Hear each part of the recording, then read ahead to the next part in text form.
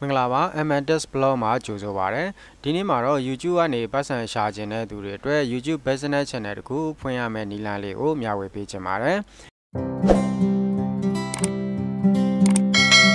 โอเคအဲ့တော့ကျွန်တော်တို့ဒီမှာ browser တစ်ခုခုကိုသွားလိုက်ပါမယ်သွားပြီးသွားရင်ဒီ browser မှာ www.youtube.com လို့ရိုက်လိုက်ပါ youtube.com နဲ့ကိုရောက်ပြီဆိုလို့ရှိရင်ဒီပေါ်မှာ sign in ဆိုတာရှိပါတယ် sign in ပေါ်မှာတစ်ချက်နှိပ်ပေးပါအဲ့တော့ YouTube channel တခုဖွင့်မယ်ဆိုရင်တော့ကို့မှာ Gmail account တခုရှိရပါမယ်အဲ့တော့ဒီမှာကိုယ့်ရဲ့ channel ဖွင့်ခြင်းနဲ့ Gmail account တခုကိုရိုက်ပြီးတော့ဝင်လိုက်ပါအဲ့တော့ကျွန်တော်ဒီမှာ Gmail account လေးတွေ sign in လုပ်လိုက်ပါမယ်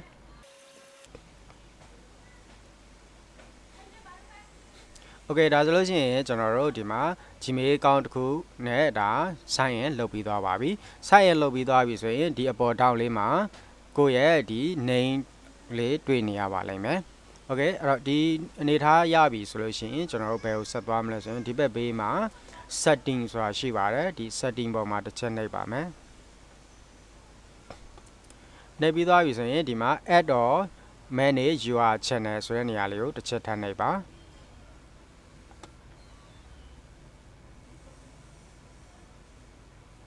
ဒါတော့ကျွန်တော်တို့ဒီမှာအရင်ဖွင့်ထားပြီးသား channel တွေရှိတဲ့အတွက်ဒီလိုမျိုးပေါ်တာပေါ့နော်အဲ့တော့ကိုကတစ်ခါမှ channel ဖွင့်ထားတာမရှိသေးဘူးဆိုရင်တော့တစ်ခါတည်းခဏနေရမှာဒီ create a channel ဆိုပြီးတော့ပြနေပါမယ်အဲ့ကောင်လေးနှိပ်ပြီးဝင်လို့ရတယ်အတူတူပါပဲဒီမှာတော့ channel တွေဖွင့်ထားတာရှိနေတဲ့အတွက်ကျွန်တော်တို့ဒီမှာ create channel ကအခုမှတွေ့ရမှာပါအဲ့တော့ create a channel ကိုတစ်ချက်ထပ်နှိပ်ပါမယ်နှိပ်ပြီးသွားပြီဆိုရင်ဒီမှာ channel name တစ်ခုခုပေးရပါမယ်အဲ့တော့ကျွန်တော်တို့ဒီမှာတော့ဒီလိုလေးပေးလိုက်ပါမယ်ဒါကတော့ကျွန်တော်တို့နမူနာဖွင့်တာဖြစ်တဲ့အတွက်ဒီလိုနာမည်လေးပေးလိုက်ပါမယ်ပြီးရင်ဒီနေရာလေးမှာအမှန်လေးချက်မယ်ပြီးရင် create ဆိုတာကိုနှိပ်ပါမယ်โอเคအဲ့တော့ create channel နှိပ်လိုက်တဲ့အခါမှာကျွန်တော်တို့ channel တစ်ခုရသွားပါပြီပြီးသွားရင်ကျွန်တော်တို့ဒီ channel မှာလိုအပ်တာလေးတွေပြင်ဆင်ဖို့ရအတွက် customize channel ပေါ်မှာတစ်ချက်နှိပ်ပါမယ်โอเคဒီကတော့ continue နှိပ်ပြီးတော့ဆက်သွားလိုက်ပါမယ်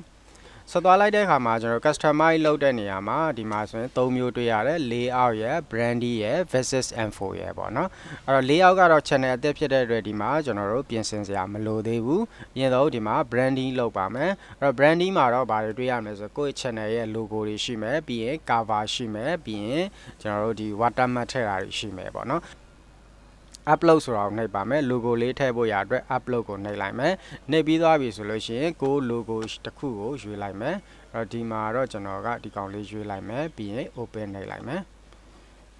ဒီလိုလေးတွေ့ရမယ်ပေါ့နော်ဒါကတော့ကိုကြိုက်လို့ဒီမှာ adjust လုပ်လို့ရတယ်ဒီတိုင်းလေးပဲထားမယ်ဆိုရင်တော့ done ကိုနှိပ်ပေးလိုက်မယ်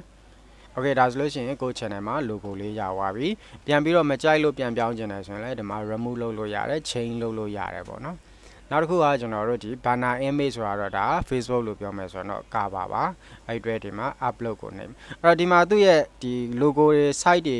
cover တွေလောက်တဲ့အခါမှာသူ့ရဲ့ site တွေပြောထားတာရှိတယ်ကျွန်တော်တို့ဒီမှာ logo အတွက်ဆိုရင်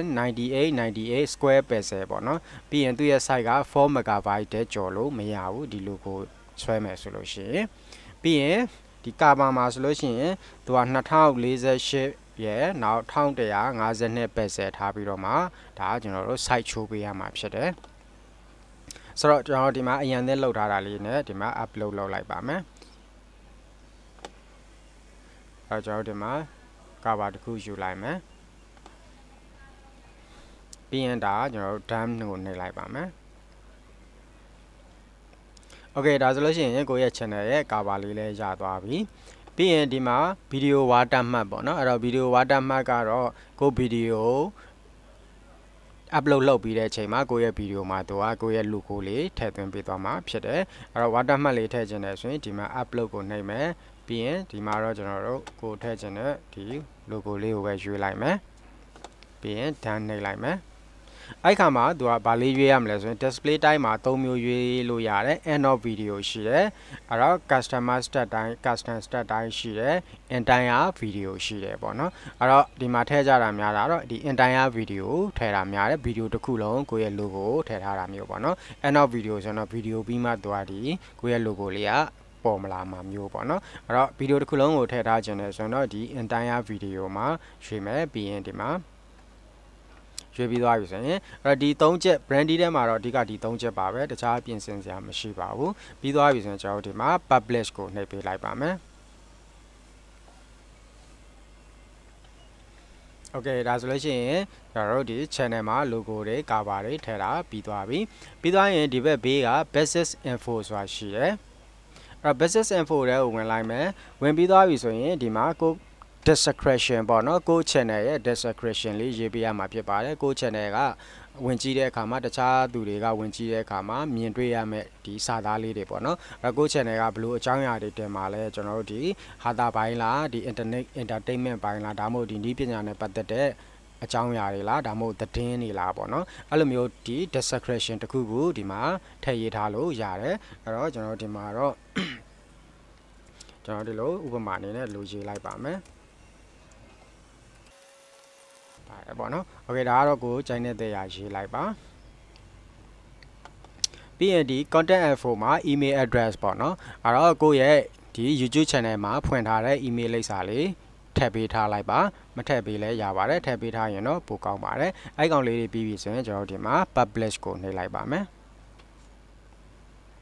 โอเคဒါဆိုလို့ရှိရင်ကျွန်တော်တို့ဒီလောလောဆယ်မှာဒီ customization ထဲမှာပြင်ဆင်ရမယ့်အပိုင်းလေးတွေပြီးသွားပြီပြီးသွားရင်ကျွန်တော်တို့ဘယ်ကိုဆက်သွားမလဲဆိုလို့ရှိရင်ဒီမှာအရင်ဆုံးကျွန်တော်တို့ဒီမှာ monetization တစ်ချက်နှိပ်ကြည့်မယ်ပေါ့နော်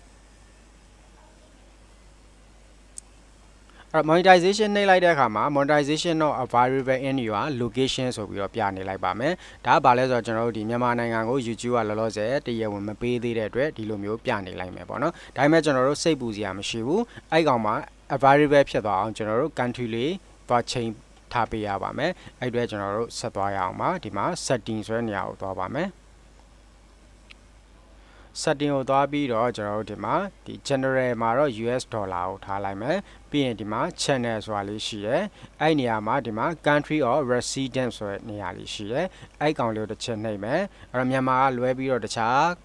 ကိုကြိုက်တဲ့ရာရွေးလို့ရတယ်အဲ့တော့အကောင်းဆုံးကတော့ဒီမှာနီးစပ်ရဆိုရင်ကျွန်တော်တို့ Thailand ရှိမယ်စင်ကာပူရှိမယ်ပေါ့နော်ဒီဟာနိုင်ငံတစ်ခုခုရွေးလိုက်ပါမယ်အဲ့တော့ဒီမှာတော့ကျွန်တော် Thai ကိုရွေးပါမယ် Thailand ကိုရွေးလိုက်မယ်ပြီးရင်ဒီမှာ keyword တွေထည့်လို့ရတယ်ကို channel ရဲ့ keyword တွေထည့်ထားလို့ရတယ်အဲ့တော့ keyword ဆိုတာတယောက်ကရှာလိုက်တာနဲ့ကို channel ကိုတွေ့သွားစေတာမျိုးပေါ့နော်အလွယ်တကူတွေ့သွားစေဖို့အတွက်ကျွန်တော်တို့ဒီမှာ channel keyword တွေထည့်လို့ရတယ်ဥပမာဆိုကျွန်တော်တို့ dash blog မြန်မာပေါ့နော် MYN မြန်မာရိုက်ထည့်မယ်ပြီးရင် enter ခေါက်လိုက်မယ်အဲ့လိုမျိုးပေါ့နော်လူအများရှာနိုင်တဲ့ဒီစကားလုံးမျိုးတွေကိုကျွန်တော်တို့ဒီမှာ keyword အနေနဲ့ထည့်ထားပေးလို့ရတယ်အဲ့ဒီခါမှာတယောက်ကရှာလိုက်တာနဲ့ဒီစလုံးတွေနဲ့သွားတိုက်တယ်ဆိုရင်ကိုယ့်ရဲ့ channel ကသူတို့ရှေ့ကိုသွားပြီးတော့ဒါပြပေးမှာပေါ့နော်โอเคဒါကတော့ကျွန်တော်နမူနာအနေနဲ့ဒီလိုလေးထည့်ပြလိုက်မယ်ပြီးသွားရင်ကျွန်တော်တို့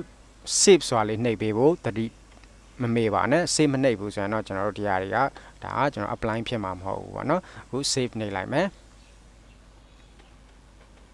โอเคဒါဆိုရင်ခဏနေရကျွန်တော်တို့ဒီမင်းရဲ့ channel ကเนาะ monetize เนาะပတ်စံရှာလို့မရဘူးဆိုတဲ့ပြဿနာလေးဒီနေရာလေးမှာအဆင်ပြေသွားလိုက်မယ်အဲ့တော့ YouTube channel ပတ်စံရှာဖို့အတွက်ဆိုရင်အဓိကအချက်နှစ်ချက်လိုတယ်ဒီမှာသူက subscriber 1000အယောက်1000ရှိရမယ်ပြီးရင် minute view ကျွန်တော်တို့4000ရှိရမယ်ပေါ့เนาะကိုယ့်ရဲ့ channel က video ကိုကြည့်ထားတဲ့ဒီ view hour အရေးအတွက်4000ရှိရမယ်ဒါကလည်းကျွန်တော်တို့တစ်နှစ်အတွင်းမှာရှာလို့ရပါတယ်တစ်နှစ်အတွင်းမှာရှိရမယ်လို့သူသတ်မှတ်ထားတာပေါ့เนาะအဲ့တစ်နှစ်အတွင်းမရလိုက်ဘူးဆိုရင်လည်းစိတ်ပူစရာမရှိပါဘူးနောက်တစ်နေ့မှာကျွန်တော်တို့ပြန်ပြီးတော့သူကဆက်ပြီးတော့လုပ်လို့ရပါတယ်ရှာလို့ရပါတယ်အဲ့တော့ဒါကတော့ဒီ subscriber ဒီ minute view သူသတ်မှတ်ထားတဲ့ဟာပေါ့နော်โอเคပြီးသွားရင်ကျွန်တော်တို့ဒီ setting တွေကိုတစ်ချက်ထပ်သွားပါမယ်ခဏနေရာကျွန်တော်တို့ဒီမှာ channel မှာဒါရွေးလိုက်ပြီးပြီးဒီ advanced setting ထဲမှာတော့ကျွန်တော်တို့ဗာလေးရွေးဖို့လိုလဲဆိုလို့ရှိရင်ဒီကိုယ့်ရဲ့ channel ကပေါ့နော်ဒီ18 plus ပေါ့နော်အသက် session နဲ့ထက်ကလေးတွေအတွက်ရည်ရွယ်တာမဟုတ်ဘူးဆိုလို့ရှိရင်ကျွန်တော်တို့ဒီမှာ no set the channel as not made for get ကိုရွေးပေးထားလို့ရတယ်ပြီးရင် save ကိုနှိပ်လိုက်မယ်ပေါ့နော်ဒီ advanced setting ရဲ့ဘေးကကျွန်တော်တို့ဒီ feature eligibility ဆိုတဲ့နေရာလေးကိုသွားလိုက်မယ်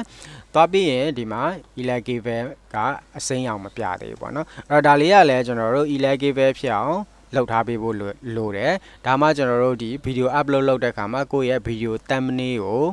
ကိုစိတ်ကြိုက် ရွေးချယ်ပြီးတော့ upload လုပ်လို့ရမှာဖြစ်တယ်နောက်တစ်ခုကကျွန်တော်တို့ video အရှည်တွေတင်လို့ရမှာဖြစ်တယ်ပေါ့နော်အဲ့တော့15 မိနစ်တဲ့ပို့တဲ့ video တွေဒီမှာတင်ဖို့ရအတွက်ဆိုရင်ဒီကောင်လေး elegable ဖြစ်နေဖို့လိုတယ်ဒီမှာဆိုရင်ဒီလိုမျိုး enable လေးဖြစ်နေဖို့လိုတယ်အဲ့အတွက်ကျွန်တော်တို့ဒါလေးကလည်းမခက်ပါဘူးဘာလို့ရမလဲဆိုရင်ဒီကောင်လေးကိုတစ်ချက်နှိပ်မယ်နှိပ်ပြီးတော့ verify phone number ပေါ့နော် phone number တစ်ခုနဲ့ကျွန်တော်တို့ verify လုပ်ပေးလိုက်ရုံပဲဖြစ်ပါတယ်ဒါကလည်းမြန်မာကနေမြန်မာဖုန်းနံပါတ်တွေထည့်ပြီးတော့အလွယ်တကူလုပ်လို့ရတယ်အဲ့တော့ဒီနေရာလေးမှာကျွန်တော်တို့ United States ဆိုတဲ့နေရာလေးမှာမြန်မာကိုရွေးလိုက်မယ်ကိုကမြန်မာကနေဖွင့်တယ်မြန်မာဆိုရင်တော့မြန်မာလို့ရွေးပေါ့နော်တကယ်လို့ကိုကထိုင်းလန်းမှာနေတယ်ဆိုတော့ထိုင်းလန်းရွေးပြီးတော့ထိုင်းလန်းဖုန်းနံပါတ်ထည့်ပါအဲ့တော့ဒီမှာတော့ကျွန်တော်တို့မြန်မာဖုန်းနံပါတ်နဲ့စမ်းပြပါမယ်မြန်မာလို့ရွေးမယ်ပြီးရင်ဒီမှာကိုယ့်ရဲ့လက်ရှိသုံးနေတဲ့ဖုန်းနံပါတ်လေးထည့်ပါပြီးရင် get code ကိုနှိပ်လိုက်ပါဒါဆိုလို့ရှိရင် Google ကနေကိုယ့်ရဲ့ဖုန်းထဲကိုကဏ္ဍ6လုံးပို့လာမယ်အဲ့ဒီ6လုံးကိုရိုက်ထည့်ပြီးသွားပြီဆိုရင်ကျွန်တော်တို့ဒီနေရာမှာဒါ channel က verify phone number ဆိုတဲ့ဟာလေးကဒါအဆင်ပြေသွားလိုက်မယ်ပေါ့နော်အဲ့ခါမှာကျွန်တော်တို့ဗီဒီယိုတွေတင်တဲ့အခါမှာ thumbnail တွေတင်လို့ရမယ်ဗီဒီယိုအရှည်တွေတင်လို့ရသွားမှာဖြစ်တယ်ပေါ့โอเคအခုပြောသွားတဲ့ဟာလေးရတော့ဒါကျွန်တော်တို့ channel တစ်ခုဖွင့်ပြီးပြီဆိုရင်ဒါမဖြစ်မနေလှုပ်ဆောင်ရမယ်အချက်လေးတွေပဲဖြစ်ပါတယ်โอเคပါဒါဆိုလို့ရှိရင်ကျွန်တော်တို့ဒီ YouTube ကနေပတ်စံရှာဖို့ရအတွက် channel တစ်ခုကိုဒါတိဆောက်လို့ရသွားမယ်လို့ထင်ပါတယ်ကြည့်ရှုပေးတဲ့အတွက်အားလုံးကိုကျေးဇူးတင်ပါတယ်